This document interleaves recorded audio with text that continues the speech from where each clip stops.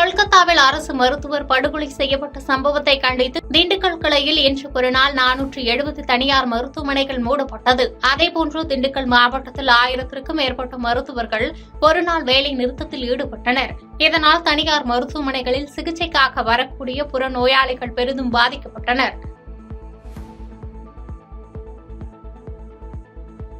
கொல்கத்தாவில் பெண் மருத்துவர் பாலியல் துன்புறுத்தல் செய்யப்பட்டு கொலை செய்யப்பட்டதற்கு எதிர்ப்பு தெரிவித்து தேனி அரசு மருத்துவக் கல்லூரி மருத்துவமனையில் மருத்துவர்கள், பயிற்சி மருத்துவர்கள் சட்டையில் கருப்பு பட்டை அணிந்து கண்டன பேரணியில் ஈடுபட்டனர்.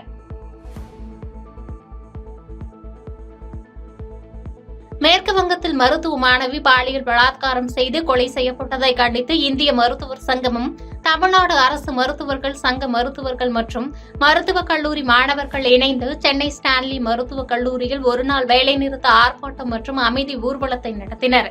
இதில் மருத்துவர்கள் மற்றும் மருத்துவக் கல்லூரி மாணவர்கள் 300க்கும் மேற்பட்டோர் கலந்து கொண்டு மருத்துவர்கள் பாதுகாப்பை உறுதி செய்ய கோரி ஆர்ப்பாட்டத்தில் ஈடுபட்டனர்.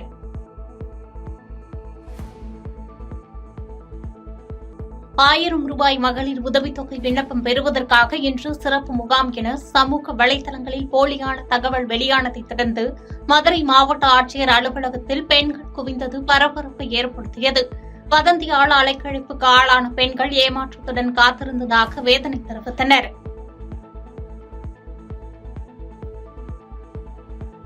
திருப்பூர் மாவட்டம் அவிநாசியை அடுத்து உமையஞ்செட்டிப்பாளையம் செட்டித்தோட்டம் பகுதியில் நாய்கள் கடித்து சாலைப்புறமாக இறந்து கிடந்த ஆண் புள்ளிமான் ஒன்று கால்நடை மருத்துவர்கள் பரிசோதனைக்கு பிறகு அடக்கம் செய்யப்பட்டது. மேலும் இதுகுறித்து திருமுருகன்பூண்டி போலீசார் விசாரித்து வருகின்றனர். திருச்சி மாநகராட்சியின் 17, 19, 20 ஆகிய வார்டுகளுக்கு உட்பட்ட கள்ளத்தெரு, சுண்ணாம்புக்கார தெரு, ஜாக்பர் ஷா தெரு உள்ளிட்ட பல்வேறு பகுதிகளில் கடந்த சில நாட்களாக குடிநீருடன் கழிவுநீர் கலந்து வருவதால் பொதுமக்கள் மர்ம காய்ச்சலால் பாதிக்கப்பட்டு வருகின்றனர். இந்த சம்பவம் குறித்து திருச்சி மாநகர் மாவட்ட செயலாளர் சீனிவாசன் தலைமையில் ஆய்வு மேற்கொள்ளப்பட்ட நிலையில் குடிநீர் குழாய்களில் கசிவு ஏற்பட்டால் ரப்பர்களை சுற்றி தற்காலிகமாக அடைப்பதை தவிர்த்து முறையாக அடைக்க நடவடிக்கை எடுக்க வேண்டும் என துறை சார்ந்த அதிகாரிகளிடம் கேட்டுக் கொண்டார்.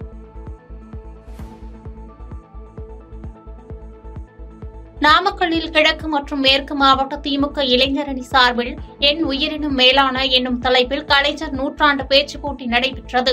இந்நிகழ்ச்சியில் நாடாளுமன்ற மாநிலங்களவை உறுப்பினர் ராஜேஷ்குமார், திமுக மேற்கு மாவட்ட செயலாளர் மதுரா செந்தில் ஆகியோர் தலைமை வகித்தனர்.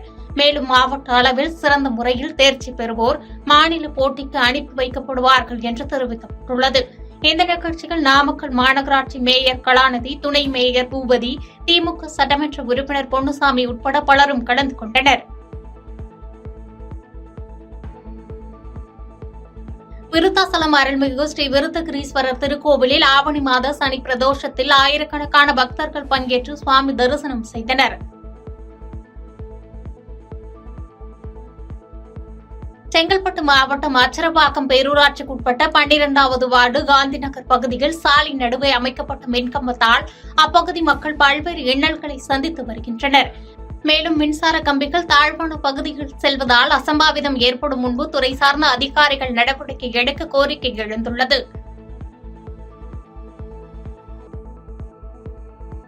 கனமழை காரணமாக சேலம் மாவட்டம் ஓமலூர் அருகே உள்ள கிழக்கு சரபங்க ஆற்றில் வெள்ளப்பெருக்கு ஏற்பட்டுள்ளது. இந்த ஆற்று நீரில் கழிவுநீரும் குப்பையும் கலந்து விடுவதால் சரபங்க ஆறை சுகாதார சீர்கேட்டுடன் காணப்படுகிறது. இந்த நிலையில் ஆற்றில் உள்ள குப்பைகளை அகற்றி தூய்மைப்படுத்த கோரிக்கை எழுந்துள்ளது.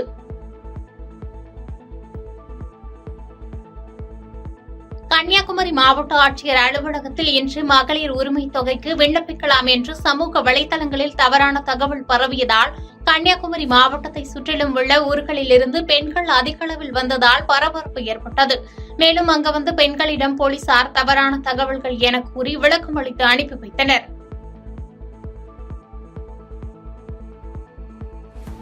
தஞ்சாவூர் மாவட்டம் கும்பகோணத்தில் இளைஞரணி சார்பில் விடுதலை சிறுத்தைகள் கட்சியின் தலைவர் தொல் திருமாவளவன் 62வது பிறந்தநாளை முன்னிட்டு கும்பகோணம் புறநகர் பேருந்து நிலையம் முன்பு மாநகர செயலாளர் கலையரசன் தலைமையில் பிறந்தநாள் கொண்டாட்டம் நிகழ்ச்சி நடைபெற்றது. இதில் சிறப்பு அழைப்பாளராக மாநில இளைஞரணி செயலாளர் குடந்தை தமிழினி கலந்து கொண்டு கேக் வெட்டி பயணிகளுக்கும் பொதுமக்களுக்கும் இனிப்புகள் வழங்கி சிறப்புரையாற்றினார். சேலம் மாவட்டம் ஓமலூர் ஆட்டு சந்தையில் 2வது வாரமாக ஆடுகள் விற்பனை பாதியாக குறைந்துள்ளது. தொடர்ந்து பெய்து வரும் மழையால் சந்தைக்கு ஆடுகள் வரத்தும் குறைந்தே இருந்தது. வரும் வாரங்களில் விழாக்கள் இல்லாததால் இன்றைய சந்தையில் சுமார் 40 லட்சம் அளவிற்கே வர்த்தகம் நடந்துள்ளதாக வியாபாரிகள் தெரிவித்தனர். கிருஷ்ணகிரி மாவட்டம் ஊத்தங்கரை அருகே அமைந்துள்ள ஜவ்வாது மலை அடிவாரத்தில் தடுப்பணை கட்ட வேண்டும் என அப்பகுதி பொதுமக்கள் கடந்த 50 ஆண்டுகளாக கோரிக்கை வைத்து வருகின்றனர்.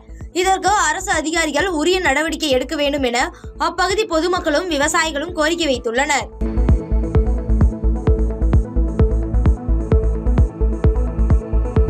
தேனி மாவட்டம் பெரியகுளம் அருகே நீர்பிடிப்பு பகுதிகளில் பெய்த மழையால் கும்பகரை அருவியில் தொடரும் வெள்ளப்பெருக்கின் காரணமாக 6வது நாளாக சுற்றுலா பயணிகள் குளிக்க தடை விதிக்கப்பட்டுள்ளது.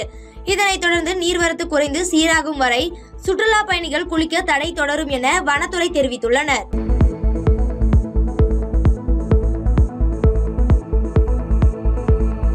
தேனி மாவட்டம் பெரியகுளம் தென்கரை பகுதியைச் சேர்ந்த தாழ்த்தப்பட்ட சமுதாய இளைஞரை பொது இடத்தில் அவதூறாக தரக்குறைவான வார்த்தைகளால் பேசிய நபருக்கு 3 மாதங்கள் சிறை தண்டனையும் 1000 ரூபாய் அபராதம் விதித்து தேனி SC/ST வன்கொடுமை தடுப்பு சிறப்பு நீதிமன்றம் அதிரடி தீர்ப்பு அளித்துள்ளது.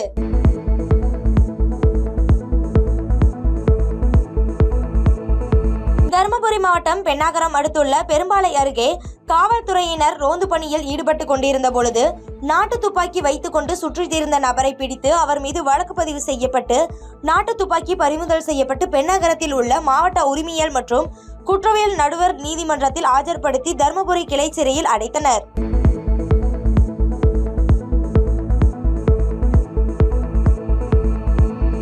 கன்னியாகுமரி மாவட்டம் தக்கலையில் வயநாட்டில் நிலச்சரிவில் சிக்கி உயிரிழந்தவர்களின் குடும்பத்திற்கு நிவாரணத் தொகை வழங்க அமைக்கப்பட்டிருந்த தேநீர் கடையில் கனிமொழி கருணாநிதி MP நிதி வழங்கி தேநீர் அருந்தினார். ஒகேனக்கல் காவிரி ஆற்றில் நீர்வரத்து மீண்டும் அதிகரிக்க தொடங்கியுள்ளது.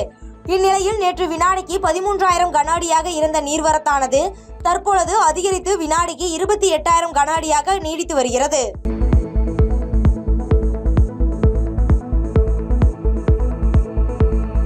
திண்டுக்கல் மாவட்டம் நிலக்கோட்டையில் காய்கறி வார சந்தையில் தக்காளி வரத்து அதிகமானதால் கிலோ 15 ரூபாய்க்கு விற்கப்படுகிறது.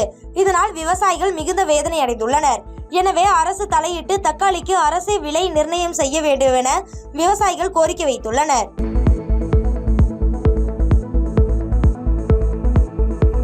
ஒகேனக்கல் காவிரி ஆற்றில் நீர்வரத்து அதிகரிப்பு காரணமாக சுற்றுலா பயணிகள் நலன் கருதி அருவி மற்றும் ஆற்று பகுதிகளில் குளிப்பதற்கு மாவட்ட நிர்வாகம் தொடர்ந்து தடை விதிக்கப்பட்டு வருகிறது. இந்நிலையில் விதிக்கப்பட்ட தடையை மீறி சுற்றுலா பயணிகள் குளித்து வருகின்றனர். இதனால் பாதுகாப்பு பணியில் காவல்துறையினரை ஈடுபடுத்த மாவட்ட நிர்வாகம் நடவடிக்கை எடுக்க வேண்டும் என சமூக ஆர்வலர்கள் கோரிக்கை வைத்து வருகின்றனர்.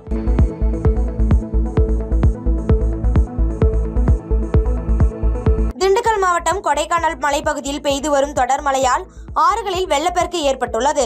இதனையடுத்து கல்லாற்றில் தண்ணீர் ஆர்ப்பரித்து செல்வதால் கிராம மக்கள் ஆற்றை ஆபத்தான முறையில் கடந்து வருகின்றனர். இதனை மாவட்ட நிர்வாகம் கவனம் செலுத்தி கல்லாறு மற்றும் கும்பாம்பாறை ஆறுகளில் பாலம் அமைத்து தர வேண்டும் என கிராம மக்கள் கோரிக்கை விடுத்துள்ளனர்.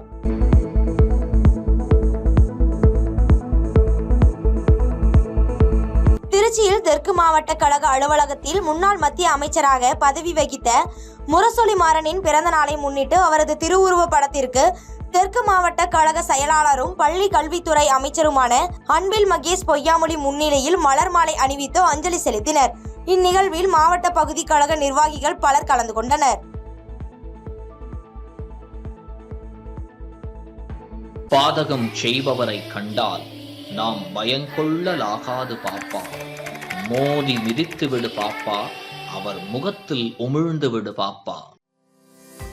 அண்மை செய்திகளை உடனுக்குடன் தெரிந்து கொள்ள இணைந்திருங்கள் இயம்நாடு தொலைக்காட்சியுடன்.